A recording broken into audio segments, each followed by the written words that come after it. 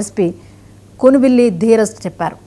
DPO సెక్షన్లో junior assistant Jayakumar 37 లక్షల రూపాయలు గోల్మాల్ చేసినట్టు అధికారులు గుర్తించారు. కొత్తగా జిల్లా ఏర్పడిన 2022 నుంచి సిబ్బందికి ఇవ్వాల్సిన జీతాల కంటే అదనంగా ఇస్తూ వారి నుండి అధిక మొత్తంలో కమిషన్లు పొందుతున్నట్లు అభియోగాలు రావడంతో ఎస్పీ ప్రాథమిక విచారణ చేసి ఆరోపణలను నిర్ధారించారు.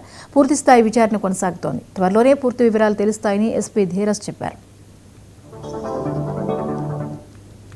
ఎవరైతే ఈ పే సెక్షన్లో వర్క్ చేస్తున్నారో అతను నిధులు దుర్వినియోగం చేశాడని చెప్పి మనకి వచ్చిన ఇన్ఫర్మేషన్ మేరకు విచారిస్తే లాస్ట్ మనకి జిల్లా బైఫర్కేట్ అయినప్పటి నుండి 2022 నుండి ఇప్పటి వరకు కూడాను సుమారు 37 లక్షల వరకు నిధులు దుర్వినియోగం చేసి సిస్టంలో ఉండే ఫాల్ట్స్ని కొన్ని అతను తెలుసుకొని దాన్ని ఆసరాగా చేసుకొని నెల నెల శాలరీస్లో అధిక మొత్తంగా శాలరీస్ కొంతమంది కానిస్టేబుల్స్కి మరియు అదర్ ఎంప్లాయీస్కి వేసి వాళ్ళ దగ్గర కమిషన్స్ తీసుకున్నట్టు మన దగ్గరికి నోటీస్లోకి వచ్చింది.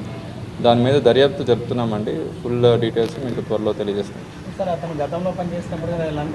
ముందు పనిచేస్తుంటే అతను ఇక్కడే 2020 నుండి ఇక్కడే ఉన్నాడండి ఆయన.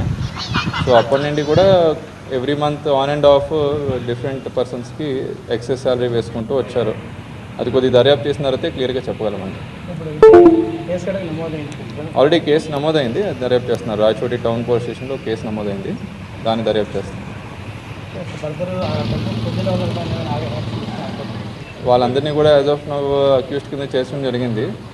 బట్ వన్స్ వాళ్ళు చెప్పిన స్టేట్మెంట్ బట్టి రీజన్స్ అండ్ అసలు ఏం జరిగింది అవన్నీ కూడా మనకి తెలిసిన తర్వాత వాళ్ళ మీద నెసరీ యాక్షన్ కూడా డిపార్ట్మెంట్లో యాక్షన్ ఉంటుంది.